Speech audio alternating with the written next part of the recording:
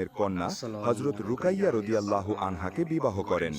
মুসলমানদের ওপর মক্কায় নির্যাতন চরম আকার ধারণ করলে তিনি রাসূলুল্লাহ সাল্লাল্লাহু আলাইহি ওয়াসাল্লামের নির্দেশে স্ত্রী রুকাইয়াকে নিয়ে আবিসিনিয়ায় হিজরত করেন।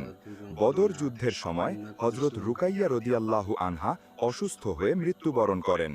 রুকাইয়া রাদিয়াল্লাহু আনহার ইন্তেকালের পর রাসূলুল্লাহ সাল্লাল্লাহু আলাইহি ওয়াসাল্লাম তার দ্বিতীয় কন্যা উম্মে কুলসুম রাদিয়াল্লাহু আনহাকে উসমান রাদিয়াল্লাহু আনহুর সাথে বিবাহ দেন। হিজরি নবম সনে উম্মে কুলসুম রাদিয়াল্লাহু আনহাও ইন্তেকাল করেন। এছাড়াও উসমান রাদিয়াল্লাহু আনহু ফাতেমা বিনতে ওয়ালিদ, আসমা বিনতে আবু জাহেল এবং উম্মে আমরকে বিয়ে করেন।